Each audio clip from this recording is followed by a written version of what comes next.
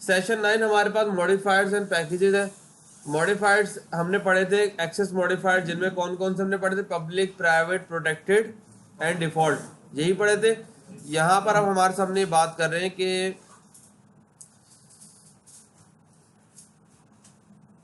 हमारे पास कुछ मॉडिफायर्स होते हैं जो कि फील्ड्स और मेथड्स के लिए के साथ लगाए जाते हैं।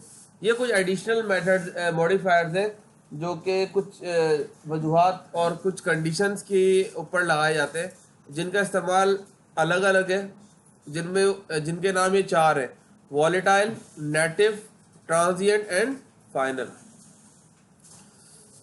अच्छा, यहाँ पर लिखा हुआ है field and methods modifier are keyword used to identify fields and method that provide control access to user. Some of these can be used in conjunction with access specifier such as public and protected. यानी कि बोल रहे हैं कि कुछ जो है इनमें पब्लिक और प्रोटेक्टेड के साथ भी हम लगा सकते हैं, और कुछ जो है नहीं लगा सकते, डायरेक्टली लगाते हैं। खैर, सबसे पहले हम बात करते हैं वॉलेटाइल की। वोलेटाइल मॉडिफायर हमारे पास जो है allow the content of a variable to be synchronize across all running threads.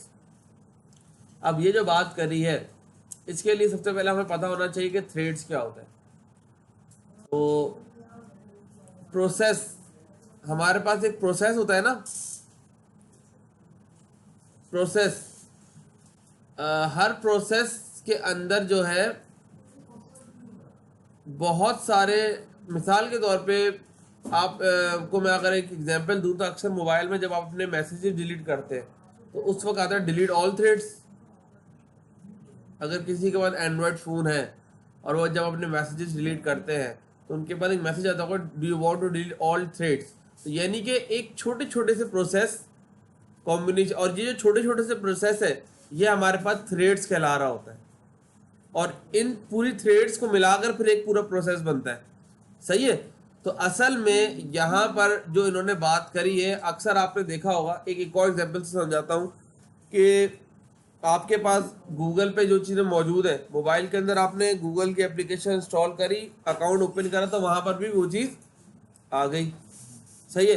यहाँ पर मोबाइल में आपका डेटा मौजूद है, डेटा केबल के थ्रू आपने कंप्यूटर में मोबाइल लगाया और सिंक्रोनाइजेशन हो गई, और आपके कंप्यूटर में भी वो चीज़ें आ गई जो आपके मोबाइल में मौजूद हैं। तो ये चीज़ें हमें अगर जावा के अंदर करनी हो, वेरिएबल के अंदर जो डेटा रखा हुआ है उसके ऊपर, तो उस वेरिएबल के साथ हमें वॉलेटाइल लगाना पड़ता है। वॉलेटाइल हमारे पास सिर्फ और सिर्फ वेरिएबल के साथ लगा सकते हैं। वेरिएबल को यहाँ पर फील्ड्स कहा जा रहा है। सही है। वेरिएबल के साथ लगा सकते हैं, इसको मेथड के साथ नहीं लगा सकते। इतना ज़्यादा इसका इस्तेमाल नहीं है, लेकिन एक चीज़ यहाँ पर मेंशन करी हुई है तो मैं आपको बता रहा हूँ उसको। अच्छा, लिखा हुआ है दी volatile modifier is applied only to fields. Constructor, method, classes or interface cannot use this modifier. The volatile modifier is not frequently used while working with a multi-threaded program. The volatile keyword is used.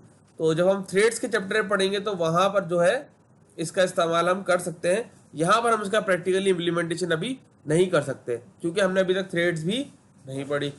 खैर, वो हमारे पास आगे अगर next book में आएगी। अच्छा, अब यहाँ पर वॉलेटाइल को लिखने का तरीकेकार क्या है कि हमने प्राइवेट के बाद वॉलेटाइल लिखा और उसके बाद अपना इस तरह वेरिएबल को हम डिक्लेयर करते हैं, इस तरह हमने वेरिएबल डिक्लेयर कर दिया है। इससे होगा ये कि ये जो टेस्ट वैल्यू है ये हमारे पास एक कॉपी बना देगा। देखो लिखा हुआ है when multi thread of a program are using the same variable in general each thread had its own copy of that variable in the local cache. असल में करता क्या है कि फिर इस वेरिएबल की कॉपी बना लेता है जो कि हर जगह फिर वो उसको पास करवा देता है। In such a case, if the value of a variable is updated, it updates the copy in the local cache and not the main variable present in the memory. The other thread using the same variable does not get the update variable. खैर, तो ये तो हमारे पास volatile modifier हो गया है। उसके बाद हम आगे चलते हैं तो हमारे पास दूसरा आता है नेटिव मॉडिफायर। जिस तरह वॉलेटाइल हमारे पास मेथड के साथ यूज करते थे, नेटिव सिर्फ और सिर्फ हम मेथड के साथ यूज करते हैं। अगर हमारे पास किसी और लैंग्वेज की कोई लाइब्रेरी हो और वो मुझे जावा के साथ यूज करवानी हो तो उसके साथ हम नेटिव का वर्ड लिखते हैं और उसके अंदर फिर हम किसी दूसरी लाइब्रेरी को कॉल कर सकते हैं। मिसाल के तौर पे लिखा हुआ है it indicate that the implementation of the method is in a language other than Java such as C और C++। सही है, यानी कि जो कि जिसकी इम्प्लीमेंटेशन होने जा रही है इस चीज को ये इंडिकेशन करेगा क्या, नेटिव का कीवर्ड, कि भाई इस फंक्शन के अंदर जिस फंक्शन के साथ नेटिव लिखा हुआ है, सही है, देख रहे हो, जिस फंक्शन के वॉइड से पहले नेटिव लिखा हुआ है, इसका मतलब कि ये फंक्शन किसी ऐसे फंक्शन, इसके अंदर कुछ ऐसा काम हो रहा है जो कि किसी अदर लैंग्वेज में हुआ है। Constructor, fields, classes and interface cannot use this modifier. The method declared using the native modifier are called native methods. The Java source files typically contain only the declaration of the native method and not its implementation. The implementation of the method exists in a library outside the JVM. So, खैर इसकी एक छोटी सी यहाँ पर जो example बनाई हुई है यहाँ पर कि इन्होंने एक क्लास बनाई हुई है, उसके अंदर एक मेथड डिक्लेयर करा हुआ है जो कि नेटिव मेथड है, सही है, और उसके नीचे फिर एक ब्लॉक बनाया हुआ है, उस ब्लॉक का नाम स्टैटिक रखा हुआ है और system dot load library native method definition, ये इन्होंने एक लोड लाइब्रेरी कर रहे हैं यहाँ पर। उसके बाद यहाँ पर इन्होंने मेन के अंदर जाकर नेटिव मॉडिफायर का ऑब्जेक्ट बनाया और नेटिव मेथड को यहाँ पर इन्होंने कॉल कर दिया। तो अब यहाँ पर क्या बन, after declaration a native method a complex series of step are used to link it with the Java code. The following snippet demonstrate an example of loading a library named native method definition containing a native method name native method. तो खैर यहाँ पर हमारे पास अब इसके अंदर कुछ ना कुछ जो लाइब्रेरी हमने ऐड करी है इसके अंदर कुछ ना कुछ काम होगा जो कि अदर देन लैंग्वेज पर है, और यहाँ पर हमने इस फंक्शन की मदद से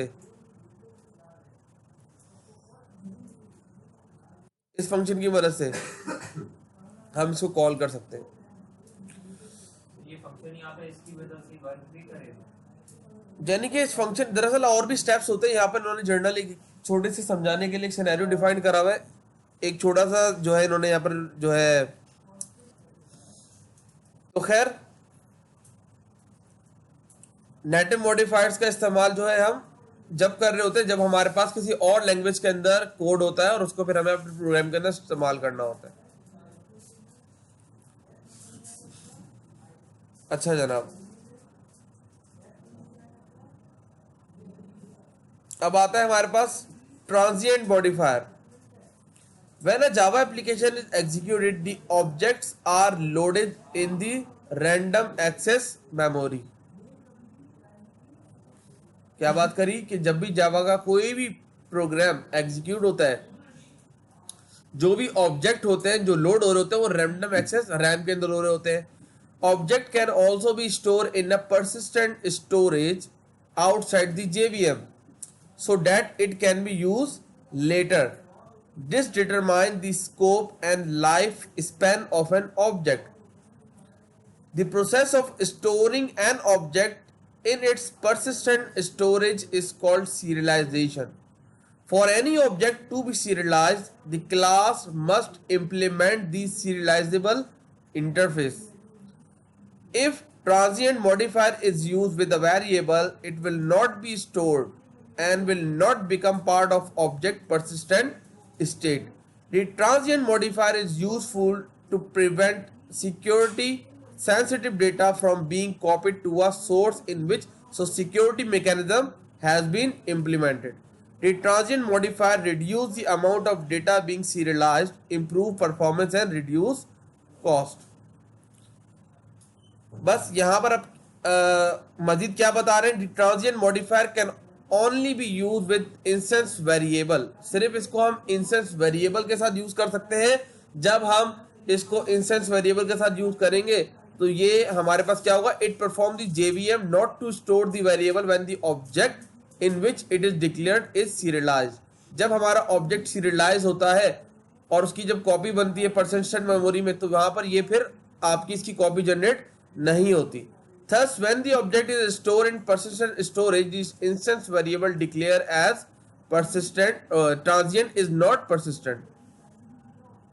एक तरीके से आप आसान से आसान लफ्जों में अगर आपको समझाऊं तो आप ये चीज कह सकते हैं कि अगर हमने ट्रांजिएंट किसी के साथ लगा दिया तो हमारे पास एक परसिस्टेंट मेमोरी होती है जो कि हमारे पास जेवीएम क्या होता है, जावा वर्चुअल मशीन के दायरे से बाहर होती है, वहां पर इसकी कॉपी जनरेट नहीं होती। तो इस एक तरह से हमारे लिए सिक्योरिटी के लिए हम यूज कर रहे होते हैं। खैर आगे कभी इसका अगर इस्तेमाल नजर आया तो मैं आपको और डिक्लेयर करूंगा इसको, क्योंकि ये वो चीजें हैं जो कि एडवांस लेवल के अंदर हमारे पास यूज हो रही होती है जब हमारे पास कोई प्रोजेक्ट चल रहा हो या कोई काम, वहां पर एक इम्प्लीमेंटेशन फिर इसकी असल में वहां बता सकता हूँ, यहाँ पर मैं अभी बता नहीं सकता इसकी। लेकिन जो कहना काम है, जो एक लाइन की डेफिनेशन मैंने आपको बताई, इसको याद रखिएगा। अच्छा, फाइनल मॉडिफायर। अच्छा, फाइनल भी हमारे पास एक तरह का मॉडिफायर होता है, सही है। और फाइनल का मतलब क्या है कि एक मर्तबा जब वेरिएबल की वैल्यू फाइनल कर दी तो फिर हम उसको चेंज नहीं कर सकते।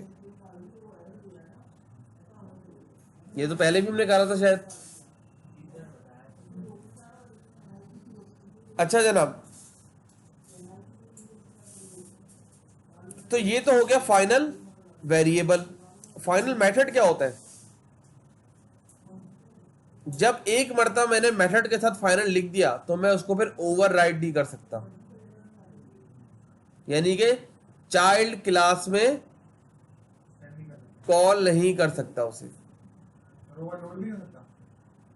क्या चीज? ओवरलोड भी नहीं हो सकता। ओवरलोड तो आपके पास हो जाएगा लेकिन ओवरराइड नहीं होगा। ओवरलोड के अंदर तो पैरामीटर चेंज हो जाएंगे ना, ओवरराइड नहीं होगा। अच्छा जनाब, अब फाइनल क्लास का मतलब क्या है कि वो फिर इनहेरिट नहीं हो सकती। ये सवाल भी अक्सर इंटरव्यू में पूछा जाता है कि फाइनल मेथड अगर मैं किसी फाइनल का मॉडिफायर में किसी क्लास के साथ लगा दूं तो क्या होगा उससे। हाँ, सही है। ये मैं वो सवालात आपको बता रहा हूँ तो इंटरव्यूज के लिए जो मुझसे भी पूछे जा चुके हैं पिछले पास्ट में, तो मैं मजाक नहीं कर रहा होता, या इनको सीरियस लेकर इनको नोट कर लिया करो कहीं, या कुछ इस तरह कर लिया करो, क्योंकि ये जो बीच में अक्सर आपसे बोलते हो कि ये सवाल इंटरव्यू में आ सकता है, वो सवाल होते हैं जो अक्सर पूछे जा चुके हैं मुझसे या किसी और मेरे स्टूडेंट से या किसी और बंदे से। अच्छा जनाब, तो ये बात तो क्लियर है। जब मैं वेरिएबल के साथ लगाऊंगा तो वेरिएबल की वैल्यू चेंज नहीं हो सकती। जब मैं क्लास के साथ लगाऊंगा तो क्लास ओवरराइड नहीं हो सकती। जब मैं फंक्शन के साथ लगाऊंगा तो फंक्शन ओवरराइड नहीं हो सकता। और जब मैं क्लास के साथ लगाऊंगा तो वो क्लास ओवरराइड नहीं हो सकती। अच्छा जनाब,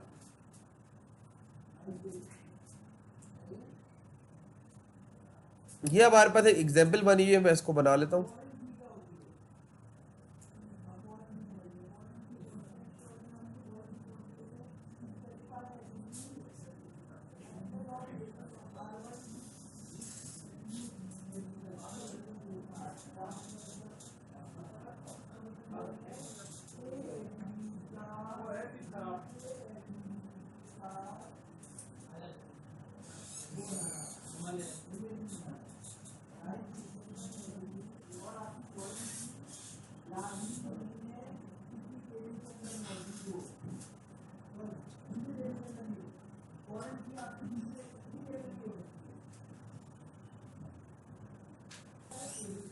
अच्छा बेटा, अब हम यहाँ पर एक न्यू प्रोजेक्ट स्टार्ट करते हैं। सेशन क्या रखेंगे नाम उसका?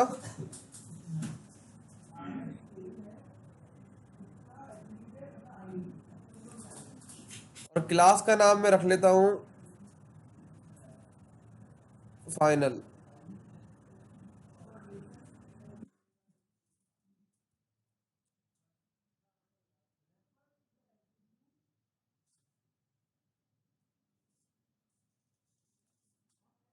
फिनिश्ड। ओह सॉरी, सेशन 8 के अंदर मैंने बना दिया। चलो खैर कोई बात नहीं, मैं बाद में उसको जो है चेंज कर दूंगा।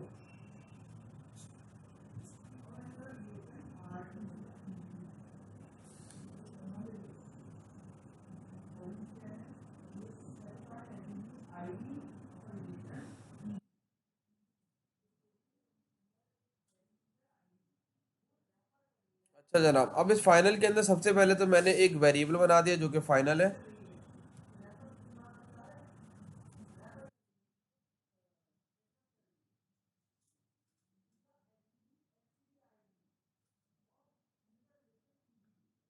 उसके बाद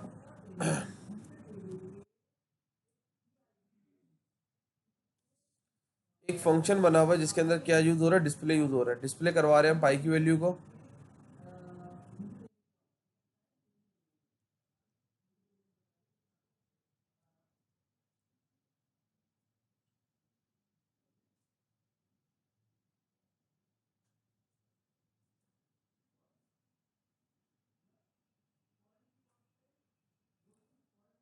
यहाँ पर देखो एक एरर आ रहा है,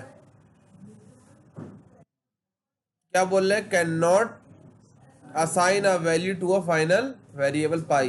यानी कि हम यहाँ पर ये बोल रहे हैं कि मैं जब डिस्प्ले का फंक्शन यूज करूँ, इसके अंदर जो वैल्यू पास कराऊंगा वो वैल्यू पाई के अंदर आ जाए। तो यहाँ पर वो एरर दे रहा है कि भाई नहीं, वो फाइनल है, उसको आप चेंज नहीं कर सकते। तो मैं इसको फाइनल हटा दूंगा तो एरर चला जाएगा। सही है। तो मैंने आपको पहले ही बताया था, जो कंपाइलेशन एरर होता है वो कोड करने के दौरान हमारे पास आ रहा होता है। सही है। तो ये हमारे पास कंपाइलेशन एरर आ गया है। तो इस एग्जाम्पल में वो यही बता रहे हैं कि आपके पास कंपाइलेशन एरर आएगा जब आप चलाओगे तो। सही है ना। वो पहले भी एरर ही शो कर रहा है, वहां पर भी एरर ही शो कर रहा है। वो मेन के अंदर जाकर हम इसको मजीद ही बना लेते हैं।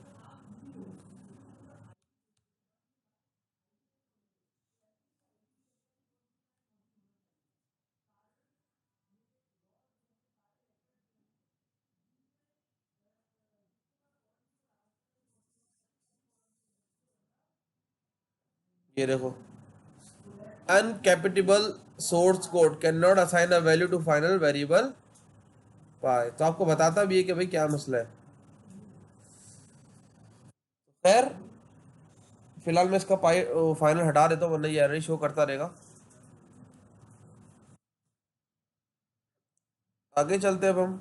अब आगे आपके पास आ गया है क्लास वेरिएबल वगैरह, ये मैंने बड़ी डिटेल में आपको बता चुका हूँ। स्टैटिक वेरिएबल क्या होता है, स्टैटिक वेरिएबल कौन सा होता है?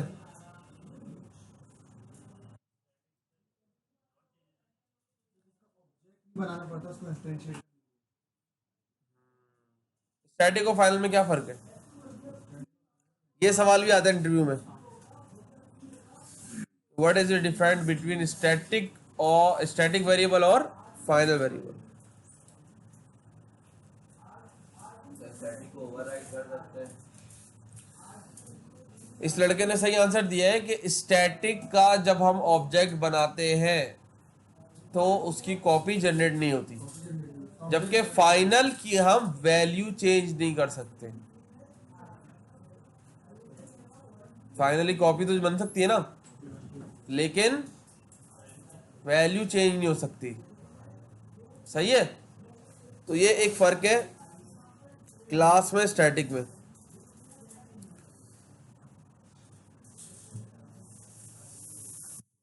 अच्छा जनाब, अब यहाँ पर एक एग्जांपल बनाई हुई है, हम इस एग्जांपल को बना लेते हैं जिसके अंदर स्टैटिक वेरिएबल, स्टैटिक मेथड और स्टैटिक ब्लॉक एग्जांपल है।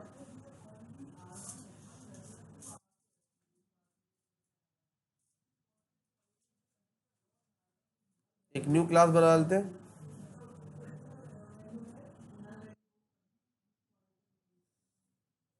हर चीज़ को बहुत जो है ना हम डिटेल में स्टडी कर रहे हैं, तो इसका जो है ना फ़ायदा आप उठाएं, घर जाकर इसकी प्रैक्टिस कर रहे हैं, असाइनमेंट्स बनाए, नहीं बनाएंगे तो फिर बहुत, मैं जो हशर करूंगा वो तो होगा ही, लेकिन जो बाद में दुनिया में ठोकरे खाओगे ना तो वो अलग बात, वो फिर बात की बात है, अगर तो इस फील्ड में रहना है तो। अच्छा, इंटीजर एक हमने स्टैटिक वेरिएबल बनाया है, जबकि दूसरा हमने इंस्टेंस वेरिएबल बनाया है, और तीसरा हमने स्टैटिक ब्लॉक के अंदर वेरिएबल बनाया है।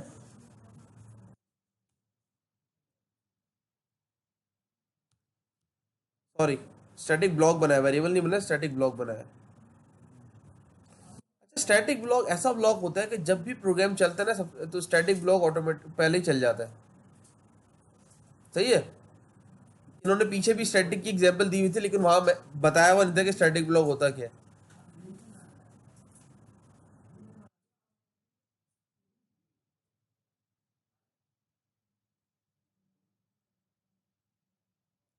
अब एक स्टैटिक मेथड बनाया हुआ है, सारी चीजें स्टैटिक रखी है भाई।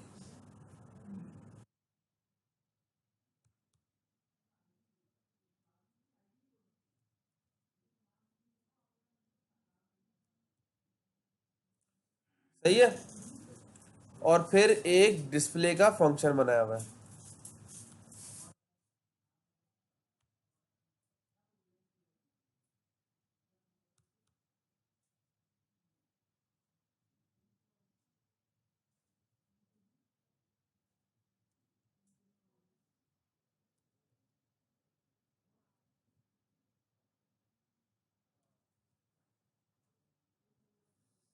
अच्छा जनाब, इस डिस्प्ले काउंट के फंक्शन के अंदर क्या हो रहा है कि एक है हमारे पास स्टैटिक काउंटर जो कि हमारा स्टैटिक वेरिएबल है, और एक है हमारे पास इंस्टेंस वेरिएबल जो कि हमारे पास इंस्टेंस वेरिएबल ऊपर बना हुआ है इंस्टेंस काउंटर के नाम से। दोनों की वैल्यू हमने इनिशियलाइजेशन क्या करी है, 0 करी है। एक स्टैटिक ब्लॉक है और एक स्टैटिक मेथड है। अब हम आते हैं अपने मेन फंक्शन के अंदर। इससे आपका काफ़ी स्टैटिक का कॉन्सेप्ट और मज़ीद क्लियर हो जाएगा इस एग्जाम्पल के बाद। सबसे पहले हमने एक ऊपर लाइन प्रिंट करवा दी, I am the main method. सबसे ऊपर मेन के अंदर यही है ना, ऐसा ही है। मैं प्रोग्राम को चलाता हूँ तो सबसे पहले क्या प्रिंट होना चाहिए,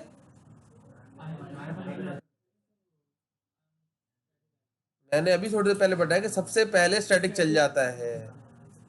यानी कि वो ऐसा है कि उसको फ्री करवा नहीं रहे तो खुद ही घुस जाते बीच में आकर। किसी ने कॉल वॉल करा नहीं उसे, वैसे ही बीच में आकर घुस गया। कुछ लोग होते हैं ना बीच में आकर बैठ जाते हैं, आकर वो कोई लिफ्ट विफ्ट कराता नहीं है, हारिस की तरह जो लोग होते हैं। तो ये उस तरह के लोग हैं, कोई पूछ पूछ रहा नहीं, खुद ही आकर सबसे ऊपर बैठ गया, भाई मैं स्टैटिक ब्लॉक हूँ। किसी ने पूछा है क्या, नहीं।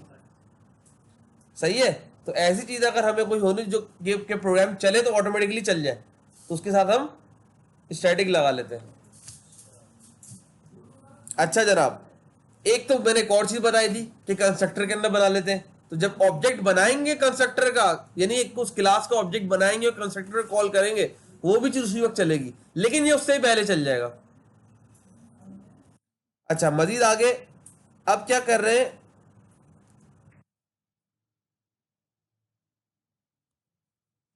Static members dot static members dot. अब यहां पर हमने एक स्टैटिक मेथड बनाया हुआ है। एक चीज याद रखना कि अगर मैंने स्टैटिक मेथड बनाया हुआ है, मैं स्टैटिक को अगर हटा देता हूं तो देखना नीचे एरर आ जाएगा। स्टैटिक मेथड अगर स्टैटिक मेथड के अंदर ही कॉल हो रहा है, स्टैटिक मेथड के अंदर ही कॉल हो रहा है ना, तो उस क्लास का नाम एज अ ऑब्जेक्ट के तौर पे यूज हो रहा होता है। सही है। अब मैं चलाता हूं तो I am a static method, वो भी चल गया। ये तीनों चीजें क्लियर हो गई। अब आगे चलते हैं। मैंने अब बनाया उस क्लास का ऑब्जेक्ट, क्योंकि डिस्प्ले काउंट तो हमारे पास स्टैटिक मेथड नहीं है ना।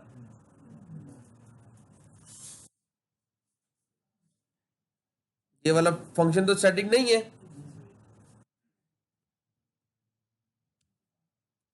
डॉट, अभी जब मैं इस फंक्शन को चलाऊंगा इसके अंदर क्या हो रहा है, दो मर्तबा इंक्रीमेंट हो रहा है, एक स्टैटिक काउंटर है और एक इंस्टेंस काउंटर है, और इन दोनों की वैल्यू प्रिंट हो रही है।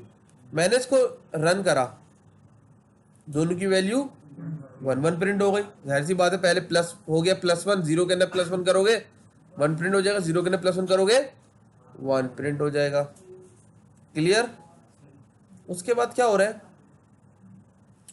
मैंने एक और ऑब्जेक्ट बनाया, ऑब्जेक्ट तो जितने चाहे बना सकते हो ना, ऑब्जेक्ट का नाम चेंज हो। और इसके अंदर मैंने दोबारा से डिस्प्ले काउंटर को कॉल करवा दिया, डिस्प्ले काउंट के फंक्शन को। तो अब मैं जब रन करता हूं, इसने हमें क्या आंसर दिया है, 2 और 2।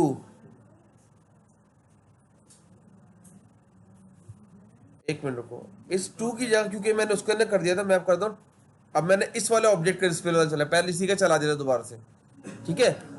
तो अब मैं जब रन फाइल करूंगा 2 और 1, तो अभी थोड़ी देर पहले हमने यही बात करी थी कि स्टैटिक वेरिएबल की कॉपी जनरेट नहीं होती जब हम क्लास का ऑब्जेक्ट बनाते हैं। तो यही हुआ कि जब हमने पहली मर्तबा ऑब्जेक्ट बनाया, तो इस क्लास की, जिस क्लास के अंदर ये डिस्प्ले काउंट है, इसने कॉपी बना ली इंस्टेंस वेरिएबल की और उसके अंदर 1 असाइन करवा दिया। लेकिन काउंटर, स्टैटिक काउंटर वाले की कॉपी नहीं बनाई और वो एक्चुअली इसी के अंदर 1 असाइन करवाकर प्रिंट करवा दिया। जब मैंने दोबारा इसको ऑब्जेक्ट बनाया तो स्टैटिक की इसने तो कॉपी बनाई नहीं थी, तो ऑलरेडी इसके अंदर 1 सेव था, तो 1 के अंदर जब मैंने दोबारा 1 प्लस करा तो वो 2 हो गया। जबकि इंस्टेंस ने हमेशा, जो इंस्टेंस वेरिएबल होता है वो हमेशा जब भी हम क्लास का ऑब्जेक्ट बनाएंगे वो कॉपी अलग बनाता है। ये आप इस तरह समझ सकते हैं कि अगर हम अलग अलग बंदे हैं ना, इंसान अलग अलग ऑब्जेक्ट है, लेकिन मुझे आप ये बताएं कि अगर वो नादरा के ऑफिस जाएगा और बोलेगा कि भाई मुझे एनआईसी बनाना है, तो जो उसकी सीरीज चल रही होगी क्या वो हर बच्चे के लिए 0 दोबारा 1 से स्टार्ट करेगा? नहीं ना, वो तो जो पीछे स्टैटिक वेरिएबल के अंदर 1 2 3 जो चलता हुआ आ रहा है उसी से कंटिन्यू करेगा ना। तो इस तरह हम स्टैटिक वेरिएबल का इस्तेमाल में ला रहे होते काम। अगर हम कोई गाड़ी रजिस्टर करवा रहे तो उससे पहले वाली गाड़ी जिस नंबर पे रजिस्टर्ड हुई होगी अगली उसके आगे वाले पे ही होगी। क्लियर है? तो अब दोबारा से इन्होंने एक और ऑब्जेक्ट बनाया है, तो इसके अंदर हमारे पास स्टैटिक वेरिएबल वाले की वैल्यू क्या हो जाएगी,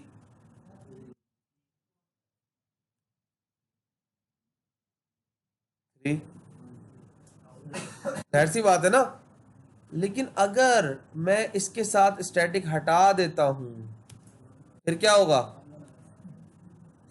फिर 1 1 1 1 1 1, क्योंकि अब कोई स्टैटिक रहा ही नहीं है। मैं इसके साथ स्टैटिक लगा देता हूं भाई, एक मिनट, अगर मैं इसके साथ स्टैटिक लगा दूं फिर क्या होगा, काम करेगा ये? लेकिन इसका नाम ने इंस्टेंस रखा हुआ है, नाम से कोई फर्क तो नहीं पड़ेगा। क्लियर? 1 2 3 स्टैटिक की तमाम सूरतें क्लियर हो गई कि अगर स्टैटिक ब्लॉक है तो सबसे पहले चल जाएगा, स्टैटिक वेरिएबल है तो कॉपी जनरेट नहीं होगी, स्टैटिक मेथड है तो उसका ऑब्जेक्ट बनाने की जरूरत नहीं है, उसकी क्लास का नाम ही उसका एज ऑब्जेक्ट के नाम पे काम कर रहा होता है। और स्टैटिक मेथड को अगर हमें स्टैटिक मेथड के अंदर यूज करना हो तो तब की ये बात है कि क्लास का नाम ही उसका एज ऑब्जेक्ट के तौर पे यूज हो रहा होता है। यहां तक क्लियर है सबको? अब बेटा आ जाओ पैकेजेस। पैकेज तो बहुत आसान चीज है, पैकेज पता है ना क्या होते हैं। ये पैकेजेस हमारे पास, ये पैकेज है, सेशन 9 का पैकेज है। मैं इसके अंदर एक और पैकेज बना सकता हूँ, तो राइट क्लिक करता हूँ, न्यू जावा पैकेज, तो मेरे पास क्या बन जाएगा, मैं इधर बनाता हूँ मिसाल के तौर पे न्यू पैकेज के नाम से मैंने बना लिया, तो ये न्यू पैकेज आ गया। मैं सेशन 9 के अंदर एक और पैकेज बनाना चाहता हूँ, तो जावा पैकेज, तो सेशन 9 डॉट न्यू पैकेज, बिल्कुल पैकेज के अंदर एक और पैकेज, और इस पैकेज में एक न्यू क्लास बना लेता हूँ मैं न्यू क्लास के नाम से। क्लियर है?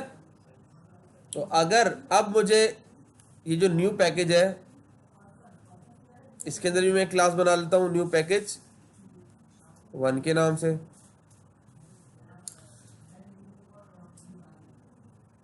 पैकेजेस की जरूरत क्यों पड़ी, ये बिल्कुल इसका आंसर बिल्कुल उस तरह है कि मैं आपसे बोलूं कंप्यूटर में फोल्डर की जरूरत क्यों पड़ी, सारी चीजें डेस्कटॉप पे फेंक देते, अलग अलग फोल्डर में क्यों रखी हुई है? ऑर्गेनाइज करने के लिए। क्लियर है? मैं पैकेज नहीं बनाऊं, मैं डायरेक्टली सारी चीजें एक ही पैकेज एक ही फोल्डर में करता रहूं करता रहूं करता रहूं करता रहूं। सॉर्टिंग कैसे होगी, समझ कैसे आएगा? मेरे पास मोबाइल है, या इन्होंने यहाँ पर एग्जांपल बताई हुई है, देखो यहाँ पर एक कि भाई मेरे पास 2010 के अंदर एसी सेल्स इन्वेंट्री, फिर 2011 के अलग है, फिर 2012 के अलग है। तो मुझे अगर 2011 की डिटेल चाहिए होगी, सॉरी ये ऐसी है मतलब अकाउंट्स है, ठीक है, तो 2011 में जाऊंगा ना, 10 की चाहिए होगी तो 10 में जाऊंगा, 12 की चाहिए होगी तो 12 में जाऊंगा। तो अब पैकेज आपको पता है, पैकेज को हम नेम स्पेस भी कहते हैं, ठीक है, जिसके अंदर क्या होती है, group of classes interface and organize them in as a single unit, एक सिंगल यूनिट के तौर पर हम यूज कर रहे होते हैं। सही है बेटा? जैसे मैंने आपको बताया पैकेज के अंदर हम पैकेज बनाते हैं, तो फिर अच्छा पैकेज को हम इस तरह यूज कर रहे होते हैं। अब मुझे ये बताएं कि ये जो क्लास 1 है, सही है, और ये न्यू क्लास है, इस न्यू क्लास के अंदर मैं एक वेरिएबल बनाता हूं, public integer num is equal to 100। सही है, मैंने न्यू क्लास में असाइन करी हुई एक चीज, ये मुझे अब इसके अंदर एक्सेस करनी है। कैसे करूंगा मैं? इंपोर्ट, सबसे पहले इंपोर्ट करवाएंगे। इंपोर्ट क्या लिखेंगे हम? सबसे पहले अपने पैकेज, हमारे प्रोजेक्ट का नाम क्या है? सेशन, एक मिनट को,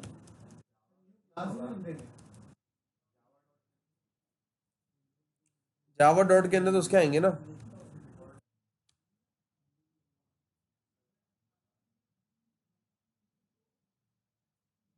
सेशन 9 के अंदर न्यू पैकेज के अंदर जो न्यू क्लास है हमें उसको एक्सेस करना है। और अब जब मैं जाऊंगा यहां पर, मैं न्यू क्लास का ऑब्जेक्ट बनाता हूं। ये बोले कंस्ट्रक्टर बनाना चाहो तो बना सकते हो, वो तो उसका NC is equals to new, वैसे ऑब्जेक्ट तो बाहर भी बन सकता है।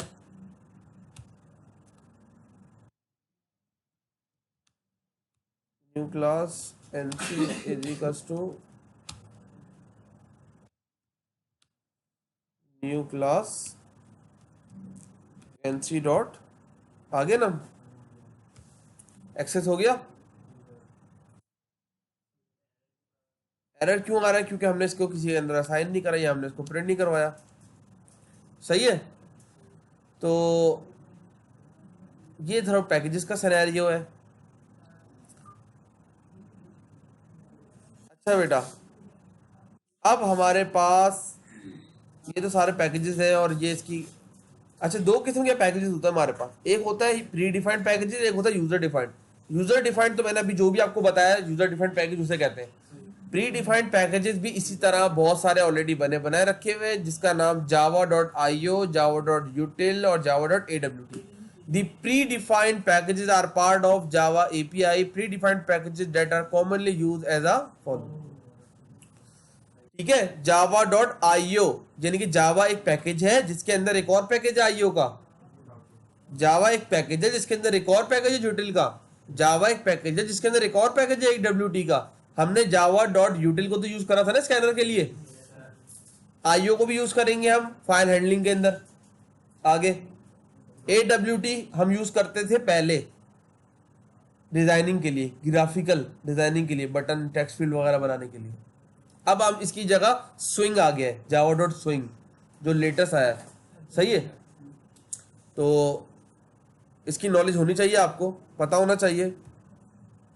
अच्छा, अब एक तरीकेकार है, अगर आप किसी कंपनी के लिए सॉफ्टवेयर बनाते हैं तो उसके पैकेज का नाम इस तरीके से रखते हैं कि उसकी वेबसाइट का उल्टा नाम हो।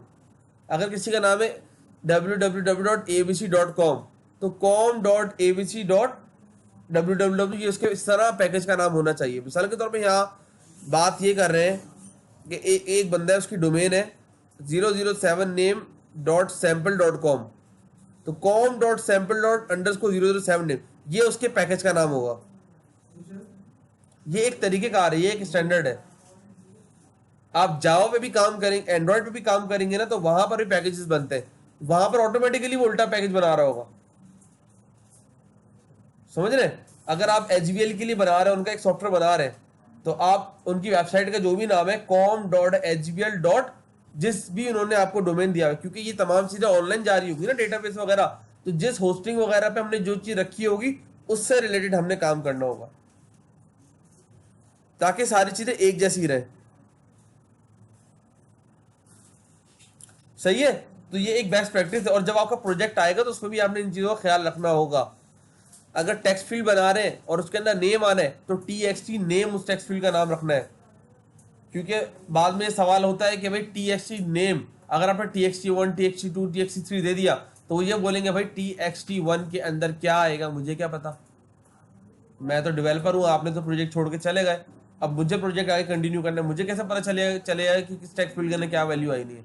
तो TXT name, TXT email, TXT password, इस तरह के हमने नाम रखने होते हैं। तो ये एक बेस्ट प्रैक्टिस होती है।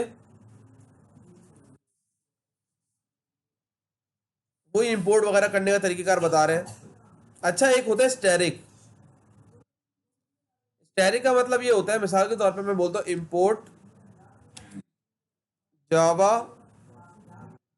डॉट यूटिल। अब इसके अंदर इतनी सारी क्लासेस हैं, सही है? मैं अगर मुझे इन तमाम क्लासेस को के ऑब्जेक्ट बनाने हैं अपनी इस क्लास के अंदर, न्यू क्लास के अंदर, तो मैं तमाम को यूज करने से बेहतर है कि मैं स्टैरिक लिखाकर टर्मिनेटर लगा दूंगा।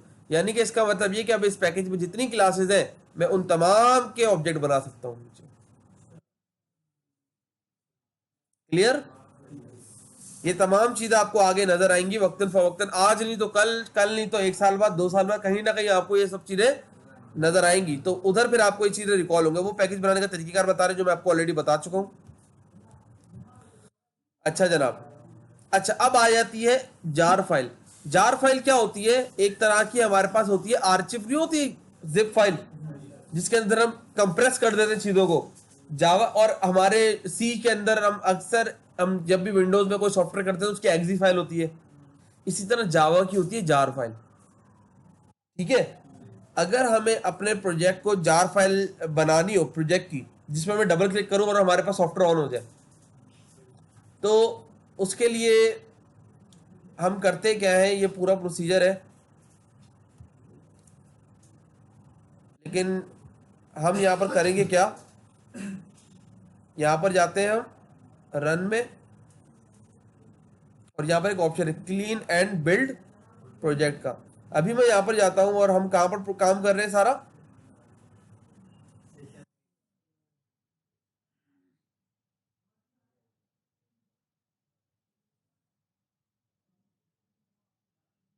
इधर हम कर रहे हैं SRC में बिल्ड NB SRC और टेस्ट।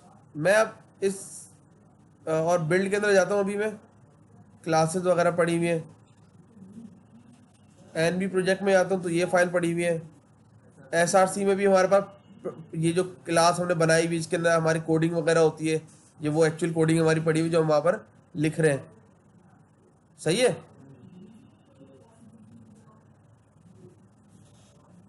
और उसके बाद हमारे पास जो है टेस्ट है, टेस्ट के अंदर हमारे पास अभी कुछ भी नहीं है यहाँ पर। मैं अब इस प्रोजेक्ट को करता हूं रन में जाकर क्लीन एंड बिल्ड प्रोजेक्ट, तो हमारे पास इसकी जार फाइल बन चुकी है session9.jar, और जार फाइल पूरे प्रोजेक्ट की बनती है। क्लियर है? अब मैं यहां पर आता हूं तो देखो एक और फोल्डर आ गया डिस्ट का,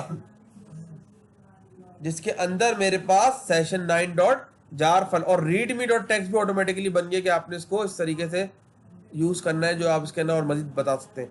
आपने जो डबल क्लिक करना है और आपके पास जो है वो काम हो जाना है। अब ये बोले किस में चलना है,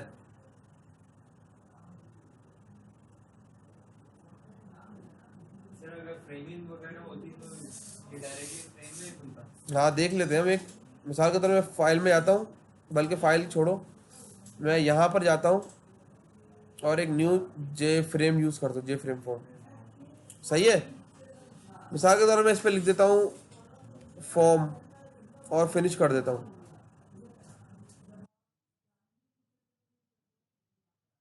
आ गया फॉर्म। और मैं इस पर फिलहाल अभी एक बटन बना देता हूँ। बटन में डबल क्लिक करा, उसका एक फंक्शन बन गया ये। और मैं इसको कर देता हूँ दिस डॉट डिस्पोज, यानी कि जब इस पर क्लिक करूँ तो ये बंद हो जाए। और इसका मैं टेक्स्ट चेंज कर देता हूँ क्लोज। सही है। और प्रोजेक्ट में जाकर मैं इसको एक मरतबा चलाता हूँ, रन करता हूँ प्रोजेक्ट को। प्रोजेक्ट में जाकर डिफाइन करता हूँ कि मेरे पास कौन सी फाइल चले, फॉर्म डॉट जावा चले जब मैं रन करूँ तो। ठीक है। और मैं इसको कर देता हूँ, अब पहले मैं यहाँ से चला लेता हूँ। चल गया। अब हर एक को तो नहीं बोलोगे ना भाई नेटबीन्स करो, उसके अंदर ये प्रोजेक्ट डालो और उसके बाद चलाओ। तो आप, लेकिन जेडीके होना चाहिए। जो भी चलाएगा जावा का सॉफ्टवेयर उसके पास जेडीके लाजमी है। अक्सर आप गेम वगैरह इंस्टॉल करते हैं तो उससे पहले बोलते हैं कि please download this software before installing this, ऐसा कुछ आता है अक्सर। अगर सी शार्प पे बना हुआ होता है तो वो एसक्यूएल सर्वर की कुछ लाइब्रेरीज वगैरह इंपोर्ट करता है, और अगर वो जावा वगैरह में बनता है तो। अच्छा, मैंने दोबारा से इसको क्लीन एंड बिल्ड करा है। ठीक है। अब मैं डिस्ट में जाता हूँ, डबल क्लिक करता हूँ तो मेरे पास फॉर्म खुल गया। और मैं इसको यहाँ से क्लोज करूंगा तो ये बंद हो गया। डायरेक्ट भी यहाँ से भी क्लोज हो सकता है। यही फंक्शन है बटन के ऊपर बना दिया जो उधर लगा हुआ है, जो यहाँ पर आपके लगा हुआ है, close this dot close dispose. Clear है बेटा। तो इसी के साथ आपका ये वाला सेशन खत्म होता है।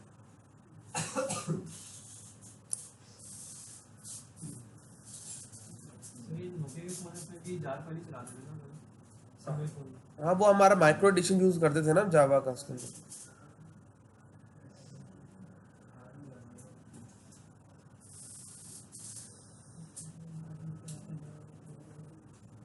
अच्छा जनाब, सेशन हमारा ये 9 था।